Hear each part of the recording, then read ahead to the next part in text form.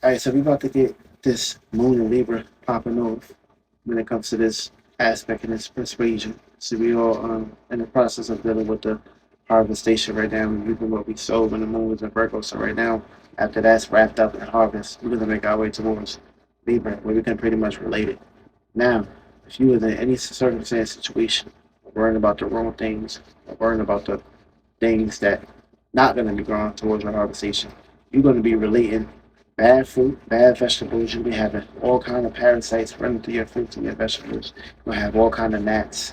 That's not gonna want to get away from there. It's gonna be a desert. It's gonna be dry. It's not gonna be bare fruit, especially if you planted the wrong seeds and the wrong growths towards the moon being in Virgo. See, the moon in Virgo, you want to make sure you're collecting the right seeds, the right fruits, the right vegetables. Then, after planting good seeds, your fruits and your vegetables is going to be open just towards the whole world. And like everybody can bear fruit.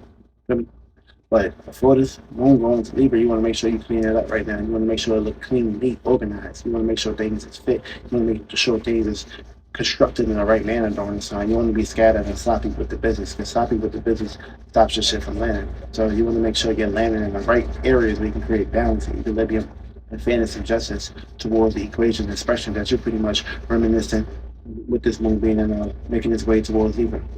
When the moon gets Libra, it's all about harmony, peace, relatability, or some form of relationship or establishments that you can create with individuals that you can create peace and boundaries. Yeah, you're gonna be running away from relationships and separating from relationships if you was on the wrong side of the energy, or you could be at the wrong place at the wrong time, which means you still kind of like playing catch up on this time. You don't want to play catch up. You want to make sure these seeds that you're utilizing within these 2 day transits, you want to make sure these things are going towards where it's at in your chart. You want to make sure you're sparking these things up. You want to make sure things are getting real professional. That brings us to the sword. I mean, you want to make sure your sword, you want to make sure your sword is sharp. You want to make sure you have a sharp mind when the moon get into Libra, for me, because it's going to be going through some opposing energies when it comes to Jupiter, when it comes to Chiron and things of that matter. So you want to make sure that your mind, your sword, is strong enough to relate when it comes to that fire. And that fire and air connect. You want to make sure that fire is in a harmonious perspective. Both equate. You want to make sure everybody's going home with the bag. You don't want to be in a situation where somebody go home short. And of course, all hell break loose. The fire gets scattered, the air gets scattered. But you want to make sure things is peaceful and harmonious. Now we go through the uphill battles. But you want to make sure these battles are going in your favor, even though it may not look like it or it may not appear. You want to be the alchemy, aka you want to utilize your sword, your knife, keep this with you. You might have to use it against you. You might have to use it against somebody. Some shit. You never know.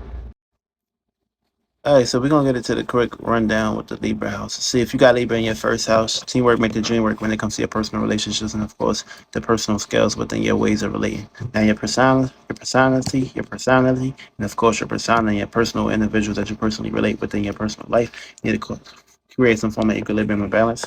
Shine light on that and express that during this time. Express your personal life when it comes to equilibrium and balance and sharing. Even though the sun is gonna fall here, the sun falls in Libra, so it's going to be a perspective where, the sun got to put the ego to the side and use a little bit of the 50-50, aka opposition. Little opposition during the sun. Now, it's going to bring opportunities, though, because if you're planting good seeds, you're going to be in the right spectrum when it comes to the moon being in Scorpio, which means you're going to fall into the abyss. You're going to pretty much have a deep transformation in the right areas with the right people, places, and things when it comes to your second house. Now, if you come to your second house, if you have Libra here, you need to formulate a teamwork, dream work when it comes to the things you value and the people you value. Make sure you're sharing the right resources with the right individuals. This way, you won't pretty much be on the opposite side of the cups. Now, if you got this in your third house, teamwork make the dream work when it comes to thinking and communicating and sharing ideas with individuals on this time. Just be open to communicate with the individuals that's in your environment, your friends, and anything of that perspective. Fourth house, teamwork make the dream work when it comes to home and family. Family help home and family with something, preaching, teaching, meanings, or anything, or express yourself during the song. Fifth house, teamwork make the dream work when it comes to your romance, your relationships. Feel me? Be a flirt with your girl during this time. Talk dirty to her. Talk nasty to her. Feel me? Get personal with her during this time. Got this in your sixth house. Teamwork make the dream work when it comes to your relationships, when it comes to the work field, the work floor, helping your coworker or anybody that you see your coworker in need for help during this time. Feel me? Utilize your work and of course your ways of relating. Create some form of equilibrium and balance in there. Seventh house, your relationships, your romance, your love affairs, and the relationships that you have in general. Make sure you create a form of peace and harmony and balance when it comes to your relationships and the way you relate towards people, places, and things that communicate about peace.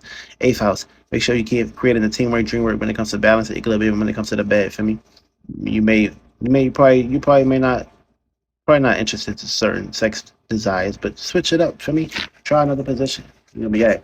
Got to see your ninth house. Teamwork with the dreamer when it comes to moralities, principles, meanings, reasons, and of course spirituality and God.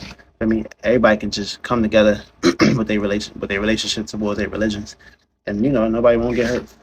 10th house, relationships when it comes to status, career, goals, and business. Share your relationship, share your status and your reputation with individuals, and of course, teamwork with the G work. You got to say 11th house, teamwork with the G work when it comes to your associations and the thing you associate yourself with, networking skills and all that perspective. And last but not least, sharing your dreams, imaginations within inside yourself, or with a person, place, or thing that you subconsciously are connected with.